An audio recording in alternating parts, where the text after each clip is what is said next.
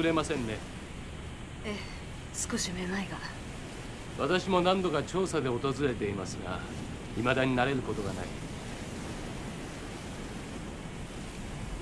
本当に嫌な場所ですよ、ここは。ルルイエ。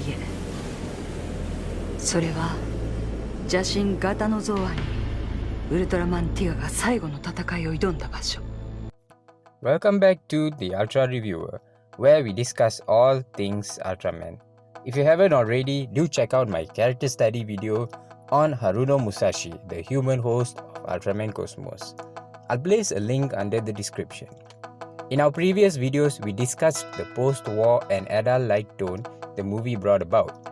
And today, I will justify why I believe Camilla, the main villain of the movie, is such a well-written antagonist, as well as explaining some other miscellaneous things I loved about the film. So what are we waiting for? Let's dive right in. 招待状とかいっぱい出したんですか？お世話になった人には一応。私にはくれないの。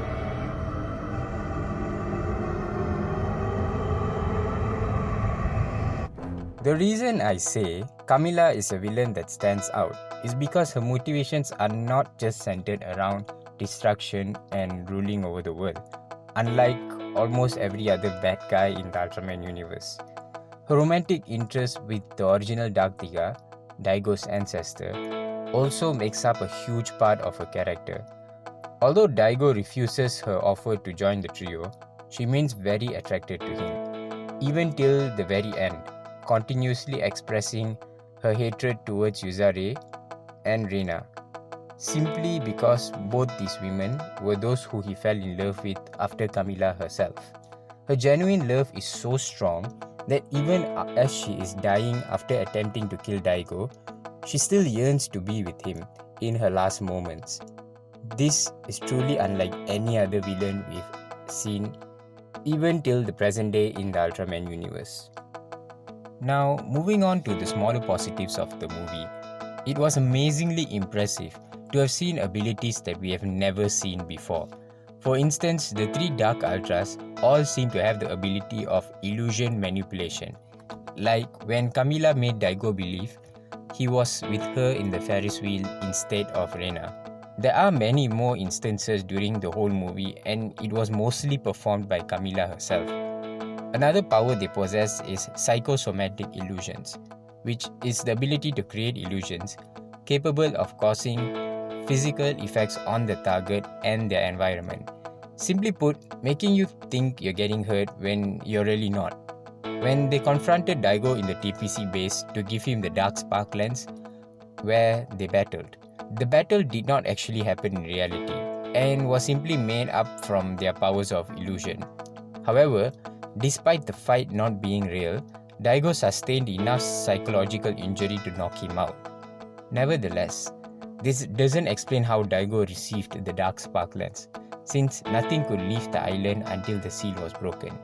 But that's for another video.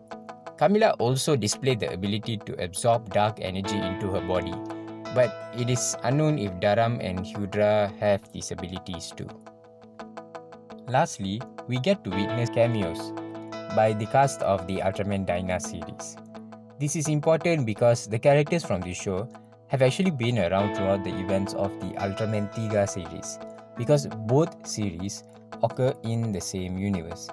So it does answer a little bit of the question of where these characters were in the 8-year time gap between the events of Ultraman Gaia since we last saw them chronologically. The ending of the movie in particular was especially important to the finale of the Ultraman Gaia series. However, I won't spoil what happens over there. In our next and final video, we will run through some things that could have been done better to improve the overall quality of this movie. Well, that's it for today, guys. Thank you for watching, and if you have any feedback or requests, do place them down in the comments, and I'll see you guys in the next video.